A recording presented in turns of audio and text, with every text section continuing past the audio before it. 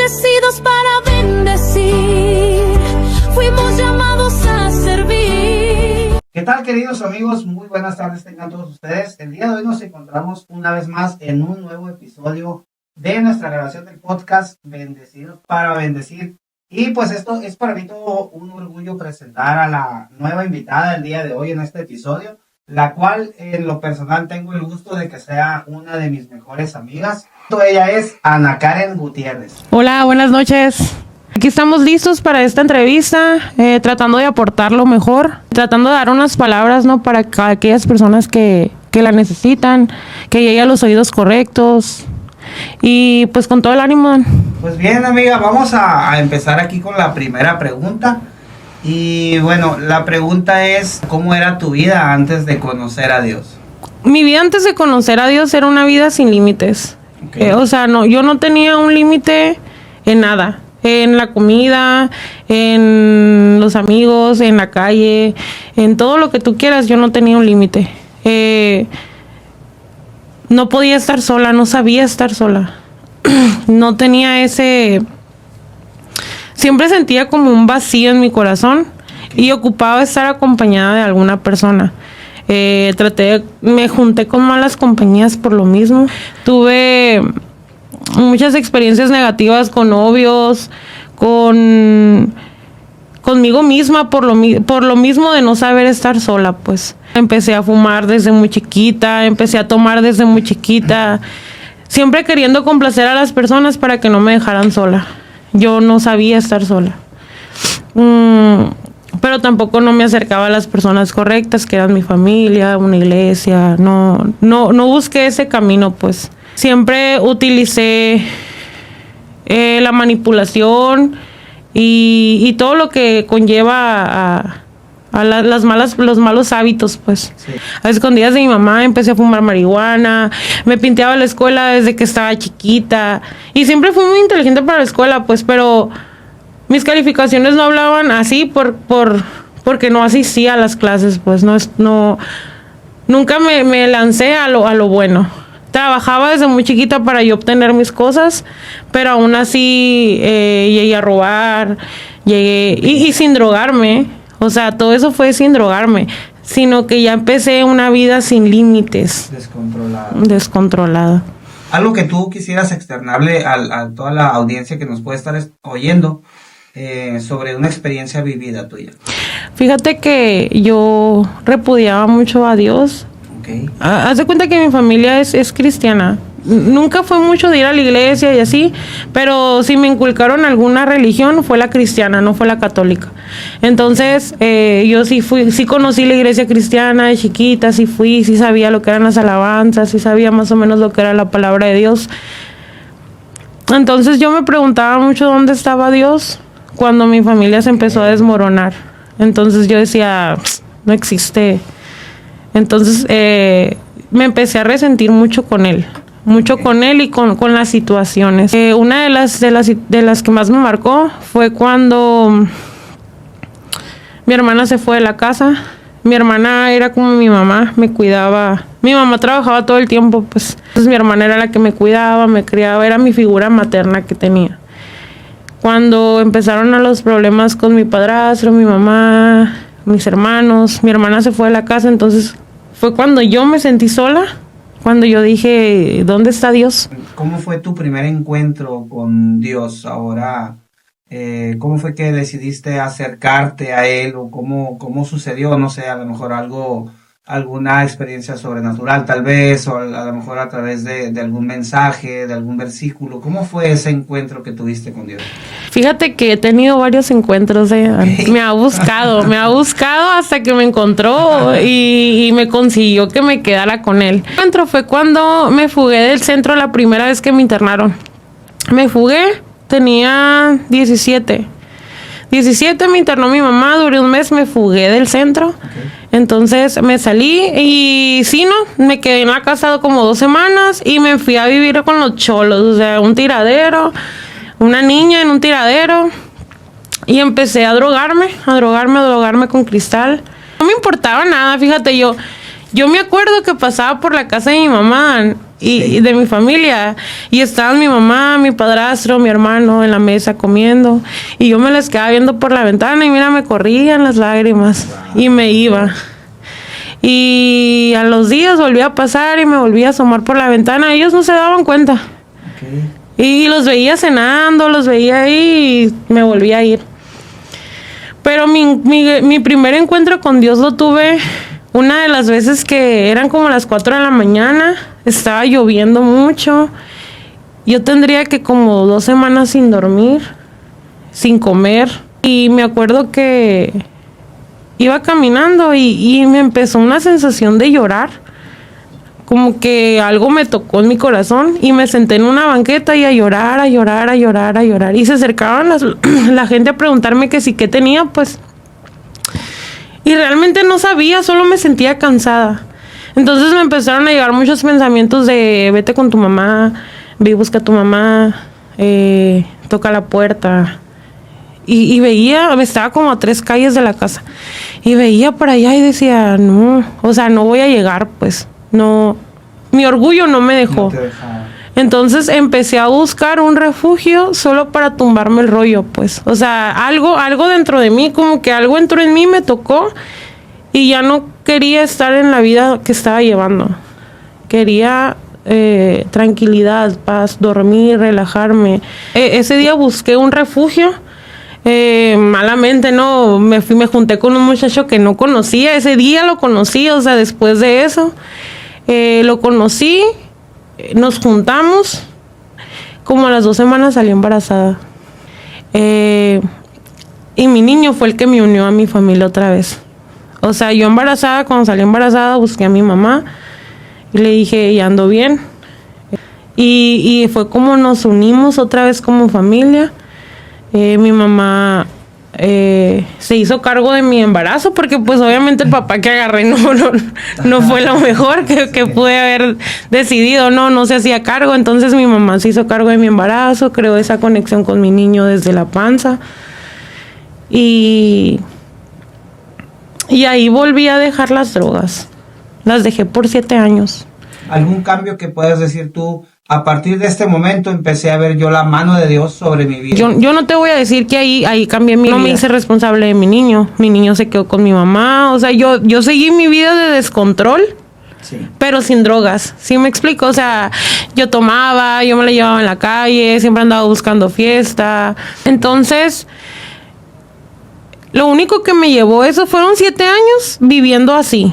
Sin trabajar, o sea, trabajaba de un trabajo a otro, sin nada que me dijeras tú ya te detente, pues. Entonces, pues pasó lo que tenía que pasar.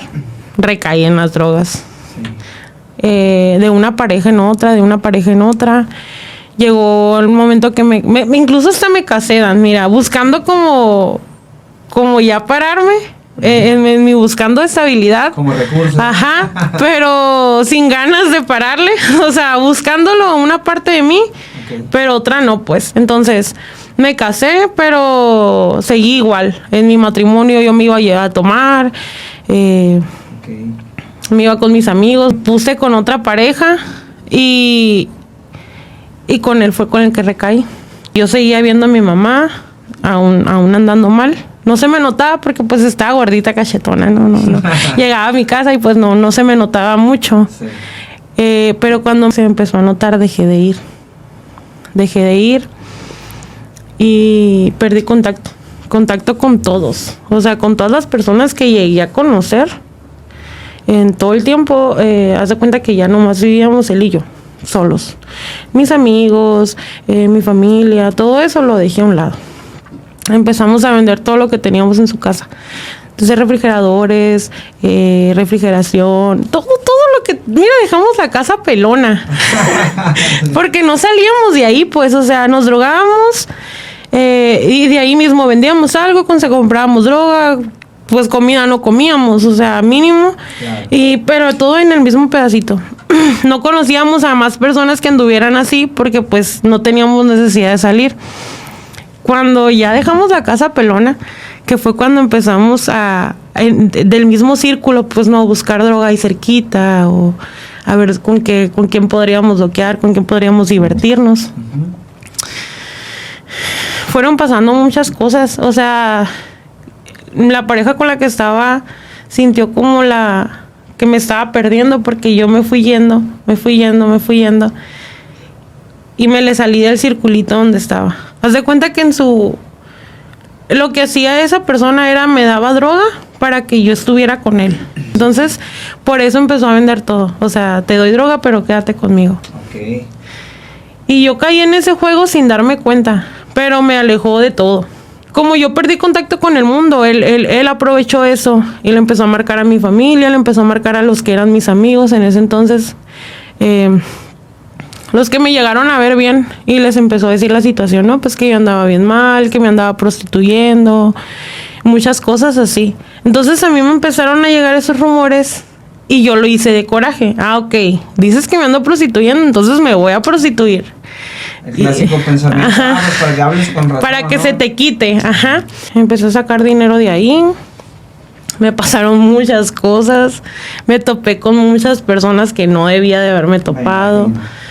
Me robaron el teléfono que era con el que yo trabajaba. Y de ahí todo empezó a decaer. Nos queríamos matar. O sea, el vato donde me encontraba me pegaba, yo le pegaba y así. Llegó el punto en el que él me violó. Yo nunca dije nada, pues, o sea, nunca le creen a una mujer cuando anda mal que le pasan ese tipo de cosas. Normalmente la respuesta de la gente es, pues tú te lo buscaste, o tú lo provocaste, o tú hiciste. Entonces realmente fueron cosas que me fui tragando, y fue creciendo mi odio hacia esa persona.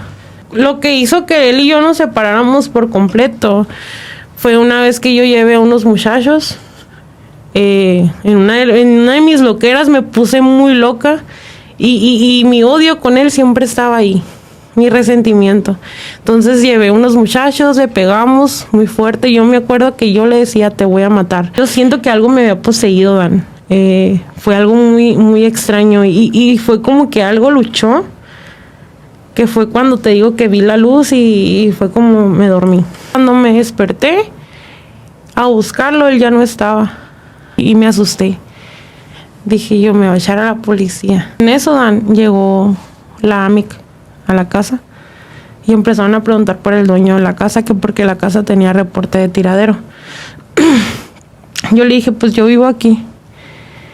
Y me hicieron una amenaza, pues, de que, ¿sabes qué, morra? Si no te vas, si volvemos a caer y estás aquí, te vamos a llevar.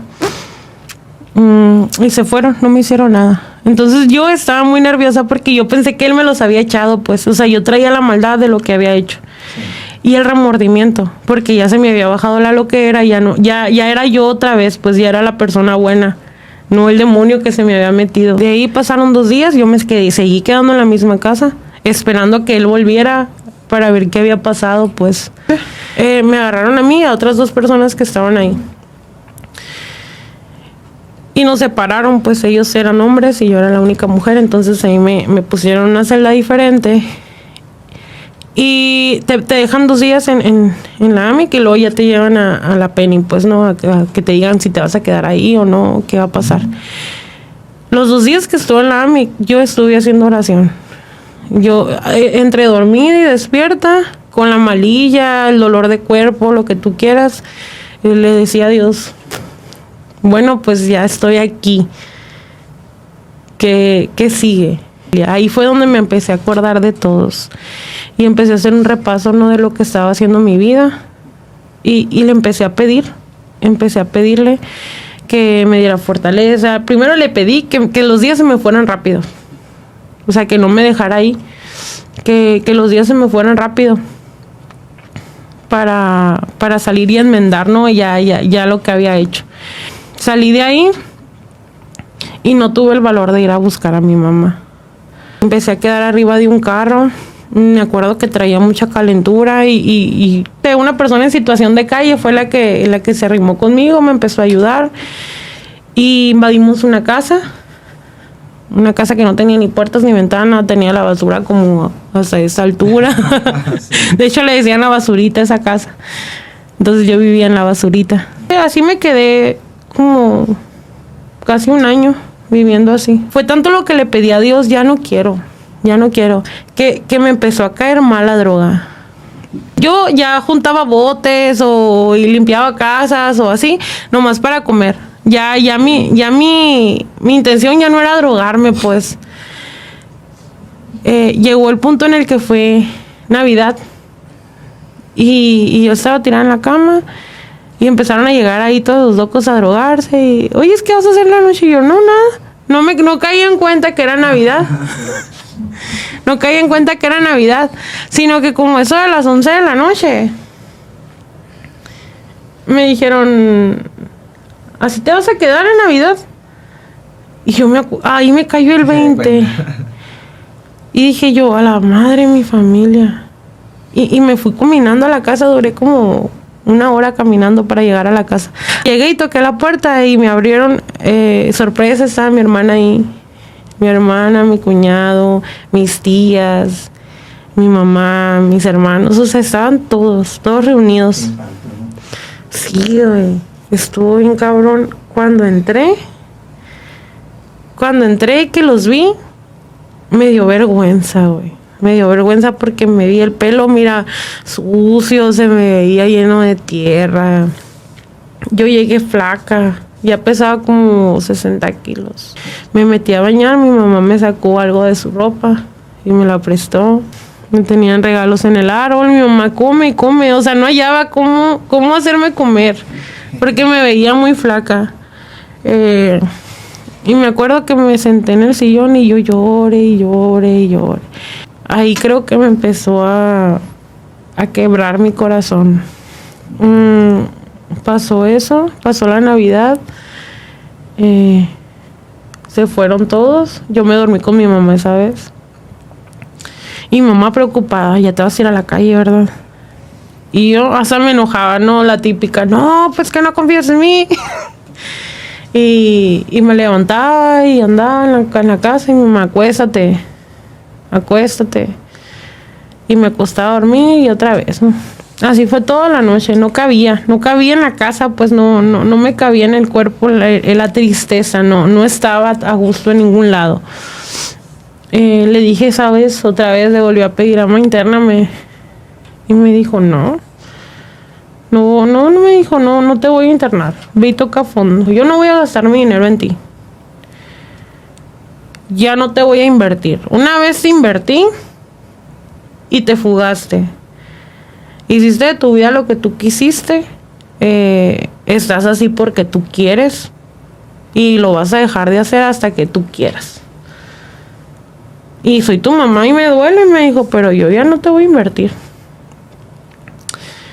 Y me acuerdo que me fui enojada con ella. Pero ya andaba desorientada, Dan. O sea, ya andaba haciendo puras cosas que no.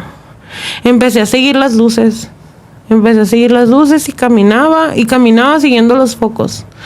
Como que me llevaban a un camino. Pero ese camino siempre era mi casa. Porque me iba y seguía las luces y volvía a llegar ahí. Y cuando llegaba a mi casa la veía yo.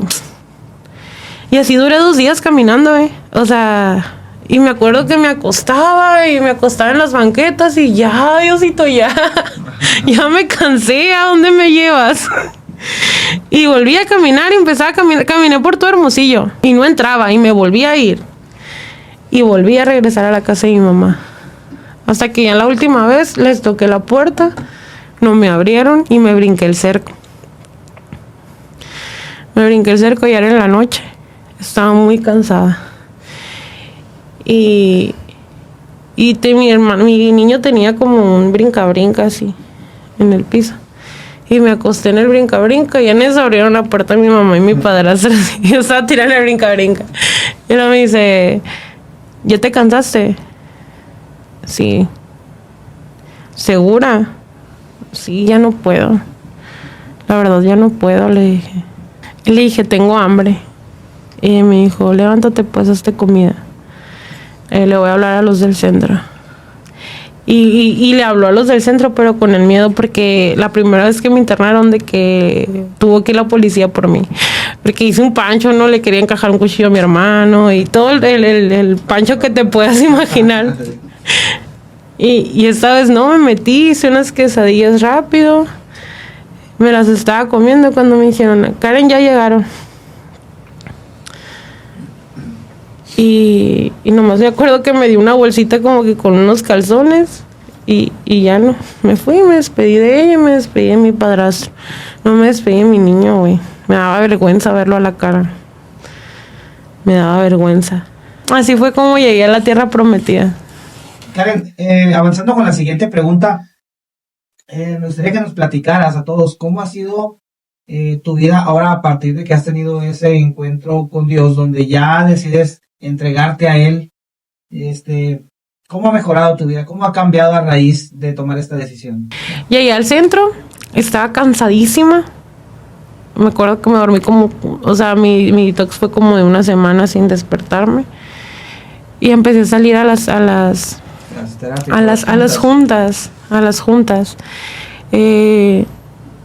Eso fue algo que me movió mucho de este centro, que había mucho servicio cristiano. Y empecé a escuchar.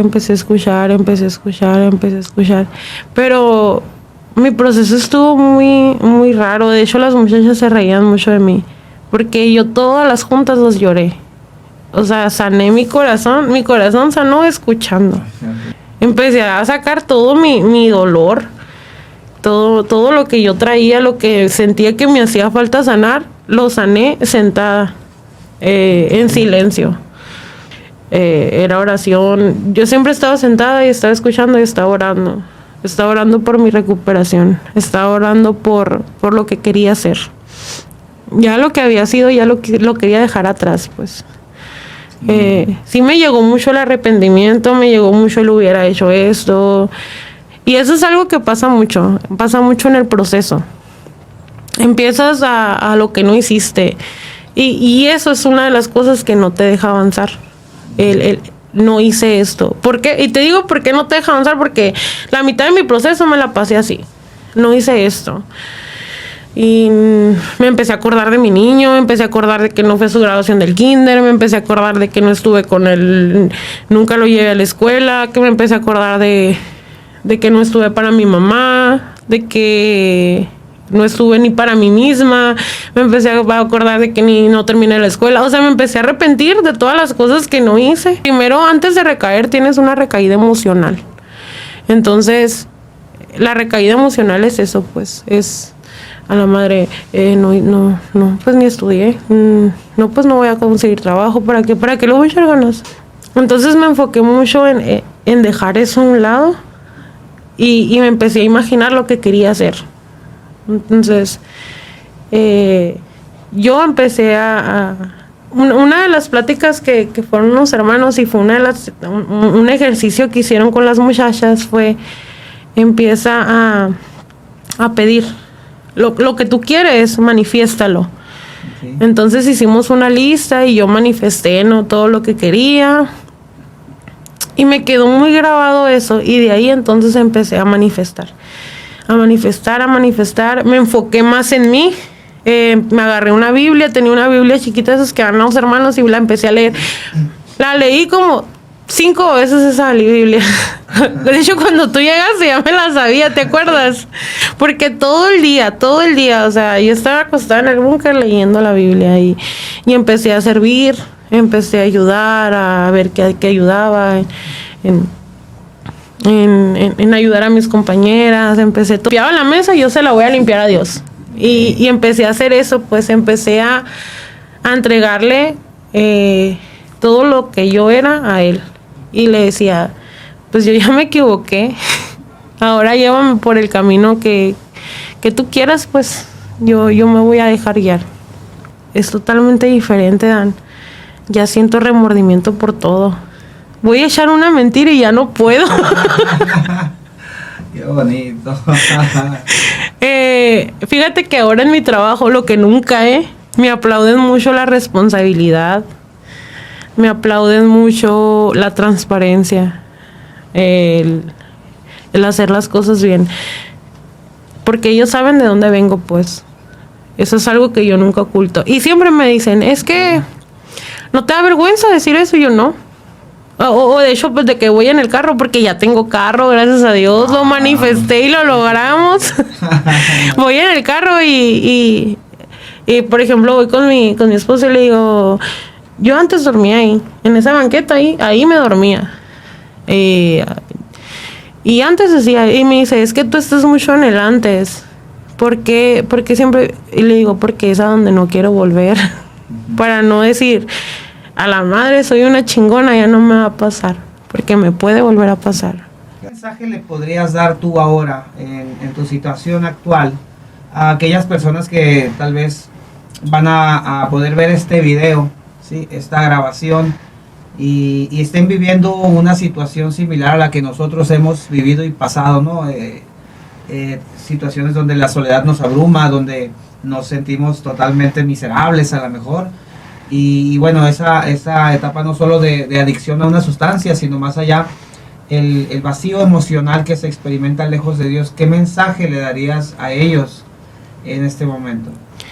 Que no están solos, que abran su corazón. Fíjate que es un mensaje que lo he compartido mucho. Hay muchos tipos de adicción, no nomás a las drogas, y de depresiones, y me ha tocado conocer a personas bien importantísimas que se ahogan en su soledad. Y yo siempre les digo que hay un Dios, pues, que lo único que tenemos que hacer es abrirnos en soledad y explicarle todo lo que estás sintiendo y que le pidas que te saque de ahí. No te lo vas a esperar, no vas a saber ni de dónde te va a llegar esa ayuda. No vas a saber ni de dónde. Y tú siempre pide una ayuda. O sea, externa lo que estás viviendo. Externalo, porque es de ahí donde va a salir tu solución. Externaselo a Él. En tu soledad, en tu tristeza, en tu desesperación, en tu frustración, busca a Dios. Porque sí existe. Y sí llega a tu corazón. Y sí te ayuda. Siempre hay personas de quien menos esperes, pues te puede llegar la ayuda. La verdad. No te digo que de tu familia, a lo mejor llega el Dan en una camioneta y te sube y te lleva al centro, pues no sabes de dónde va a llegar la ayuda. Pero va a llegar. Te agradezco de parte del canal Bendecidos para Bendecir, la directora Roxana Soto y todos los servidores de Dios que estamos puestos en este lugar para esta misión. Bendecidos para bendecir.